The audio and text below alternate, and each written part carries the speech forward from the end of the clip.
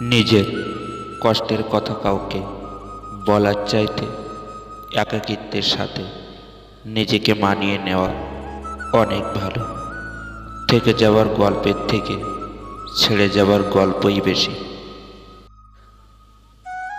কেউ থাকতে না চাইলে তাকে শুধু সম্পর্কে দোহাই দিয়ে বেশি দিন আটকে রাখা যায় না।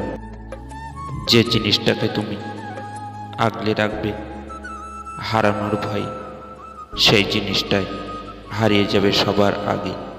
এটাই প্রকৃতির নিয়ম। একজন 3% চার্জ নিয়ে দাঁড়িয়ে দাঁড়িয়ে ফোনটাকে চার্জে লাগিয়ে তার প্রিয় মানুষটার সাথে কথা বলছে, আর অন্যজন 15% চার্জ নিয়ে তার প্রিয় মানুষটাকে বলল, আমার ফোনে চার্জ শেষ, পরে কথা বলবো।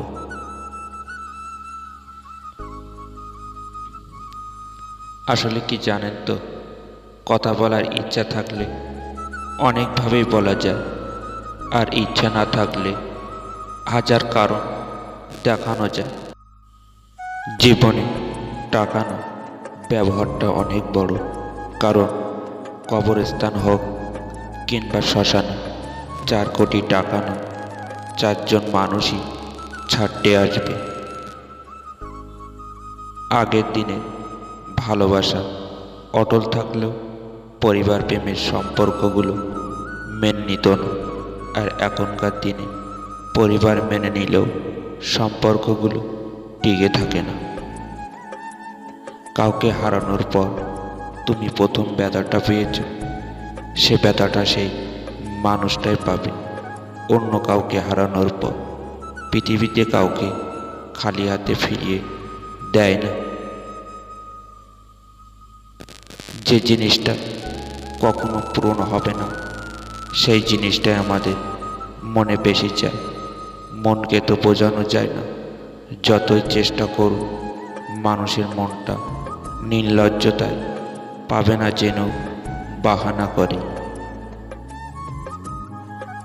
একটি মানুষকে হারিয়ে বেঁচে থাকা তো যায়, কিন্তু তার সেই খালি জায়গাটা হাজার মানুষকে দিয়েও পূর্ণতা করা যায় না। চোখে জল ঝরিয়ে কোনো লাভ নেই, কারণ পৃথিবীতে বেশিরভাগ মানুষই বেঈমান। জীবনে যদি সত্যি কাউকে ভালোবাসো, তাহলে তাকে হারিয়ে যেতে দিও না। কারণ চোখের জল হয়তো মুছতে পারবে, কিন্তু হৃদয়ের কান্নার জল কখনো মুছতে পারবে না। গাছের যত্ন না নিলে যেমন গাছ মারা যায়, ঠিক তেমনি সম্পর্কের যত্ন না নিলে সেই সম্পর্ক বেশি দূরে যায় না। কিছু কিছু সম্পর্ক জীবনকে শেষ প্রান্তে এনে দাঁড় করায়। ভালোবাসা কি আছে, সুখ নাকি দুঃখ? যদি সুখ থাকে তাহলে মানুষ এত কাঁদে কেন? আর যদি দুঃখ থাকে তাহলে মানুষ ভালোবাসে কেন?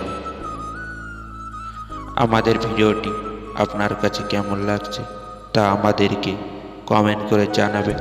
আর ভিডিওটি ভালো লাগলে একটি লাইক করবেন, আর সাবস্ক্রাইব করে আমাদের সাথে থাকবেন এবং শেয়ার করতে ভুলবেন না কিন্তু। ধন্যবাদ।